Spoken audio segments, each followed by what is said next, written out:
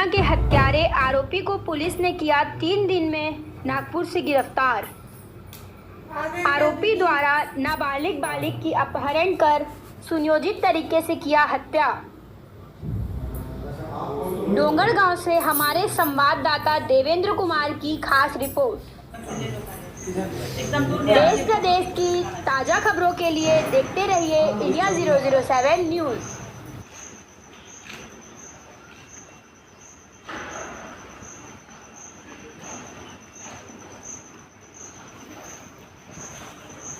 पूरा वहाँ तक के जाके जो है ना पूरा वो ऊपर तक ही आना जाएगा।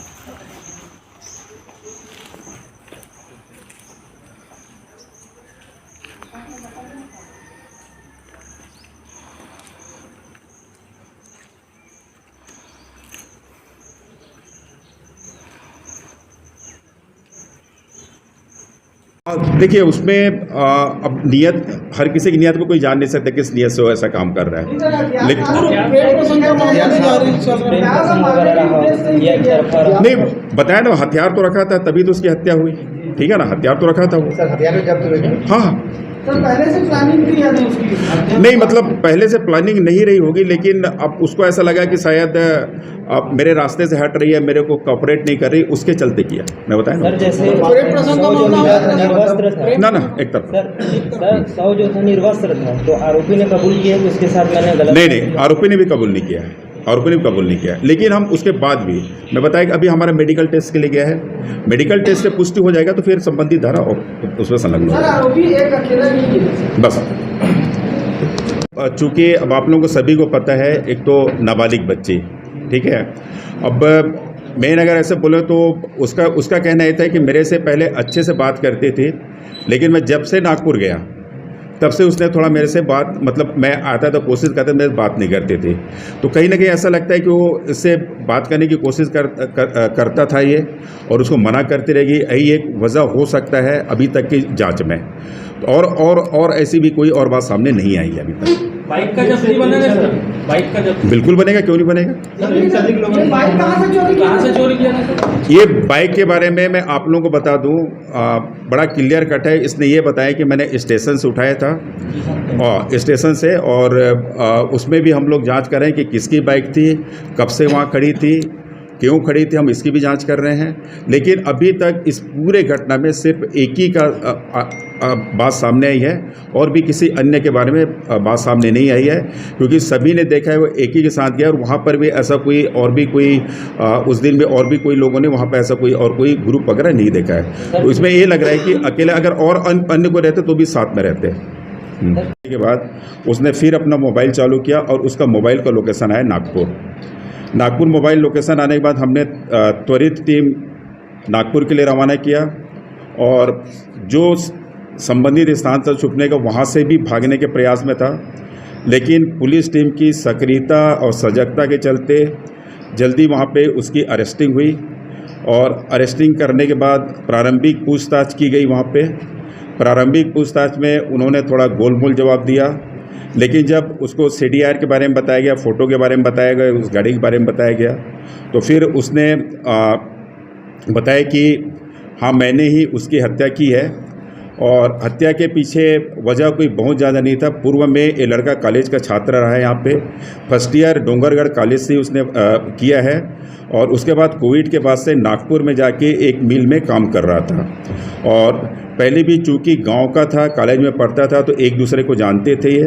बाकी ऐसा कोई और अन्य कोई बात नहीं थी।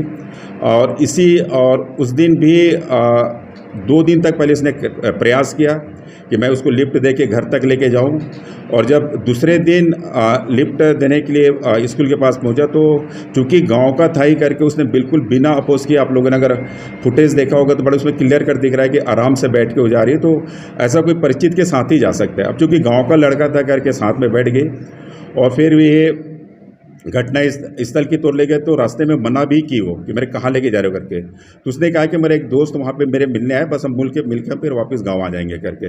फिर जाता बोझ नहीं की, और सीधा डैम साइड वो जंगल पे लेके गया। फिर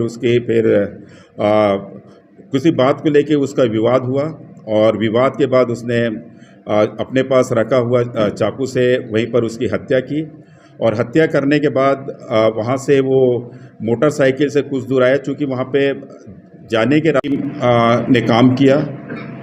मैं स्वयं घटनास्थल पे additional SP Neha Pande, SDOP Krishna और हमारी साइबर टीम, हमारे थाना प्रभारी स्वर्णकार, पूरी टीम लगातार इसमें काम किए।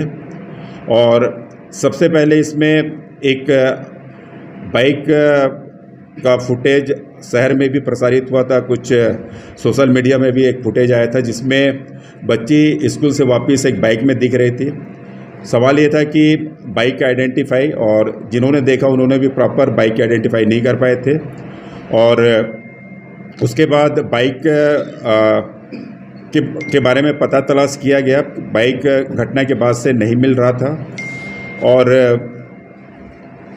उसके बाद उसमें लगातार हमारी टीम काम कर रही थी। आसपास के गांव में भी हमारी प्लेन क्लॉथ में काम कर रहे थे। इसी बीच ये जानकारी मिली कि गांव में एक लड़का घटना दिनांक को संदिग्ध हालत में दिखा था। जब उस लड़के के बारे में फ़ोटो से हम लोगों ने पता किया तो गांव का ही होना पाया गया।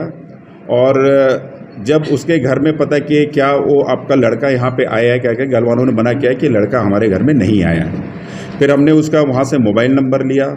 मोबाइल नंबर से उसके पूरे लोकेशन के बारे में पता किया तो ये पता चला कि वो 15 तारीख तक तो नागपुर में था, लेकिन 16, 17, 18, 19, 20 4 दिन उसका मोबाइल बंद था। और उससे कि आप लोगों को सभी को विदित है कि यहाँ पे 20 तारीख को एक स्कूली छात्रा की जघन्य हत्या हुई थी और उसका डेड बॉडी एक डैम के पास आगे जंगल में मिला था।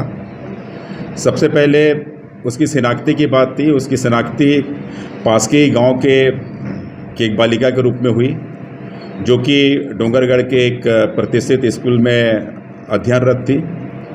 और घटना दिनांक को वो प्रतिदिन के भांति उसको डेली स्कूल छोड़ने तो उनके घर के परिजन आते थे, लेकिन वापस या तो बस से जाती थी या गांव के किसी उनके बड़े पिताजी या उनके चाचा उन लोग कभी लेके जाते थे। ये उनका रूटीन था। घटना दिनांक को ये जब डेली 2:30 बजे छुट्टी होता था और 2:30 बजे छुट्टी होने के बाद ये घर नहीं पहुंची तो पहले इन लोगों ने अपने नात रिश्तेदारान और उसके रिश्तेदारों में उसकी खोजबीन की। खोजबीन नहीं करने के बाद इन लोग रात में डोंगरगढ़ थाना पहुंचे। रात में डोंगरगढ़ थाने पे उस पर त्वरित आईपीसी की धारा 363 के तहत अपराध पंजीबद्ध कर विवेचना में लिया गया था। अगले दिन तकरीबन शाम को 5 से 5:30 बजे करीब एक चरवाहा ने एक डेड बॉडी देखी वहाँ पे घटना स्थल पे। उन्होंने गांव के सरपंच को इसकी सूचना दी। गांव के सरपंच ने त्वरित इसकी सूचना चौकी प्रभारी मोहारा को दी, क्योंकि वो गांव चौकी मोहारा के अंतर्गत आता है। चौकी मोहारा ने इसकी सूचना तुरंत मुझे थाना प्रभारी, एडिशनल एसपी और एसडीओपी को दी कि ऐसा ऐसा यहाँ पे डेड बॉडी मिला है करके। और मौके पर ही तत्काल हमारी टीम रवाना हुई। टीम ने जब वहाँ पहुँचा तो देखने पे ज्ञात हुआ कि ये उसी बालिका की शव है जिसका कि एक दिन पहले थाने में एफआईआर हुआ है।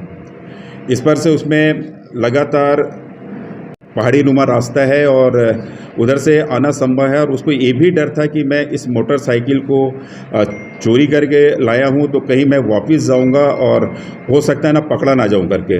वहाँ से पैदल आ रहा था और पैदल ही वहाँ से गाड़ी को छोड़ दिया था और रास्ते में फिर वो पैदल आके यहाँ आया, यहाँ से फिर नागपुर के चला गया था।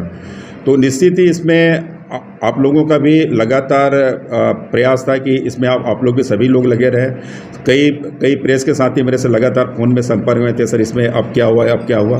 और आपको मैंने कल ही की बात है, मैं जब आप लोगों के साथ मैं रूबरू हुआ था घटनास्थल से आने के बाद, तो आपको मैंने सभी को बताया था कि इसमें हमने ये पाया और हमने ये टीम गठित की है।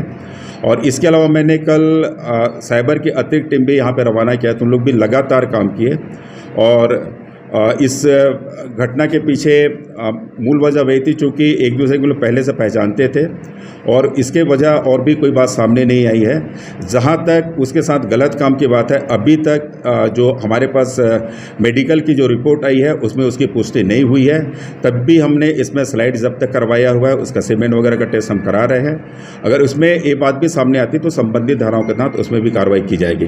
फिलहाल इसमें आईपीसी की धारा 302, 201 के तहत अपराध पंजीबद्ध कर विवेचना में लिया गया है और आरोपी ने अपना जुर्म स्वीकार कर लिया। हम इसको जल्द ही जुडिशियल रिमांड पे न्यायालय रवाना करेंगे। Thank you.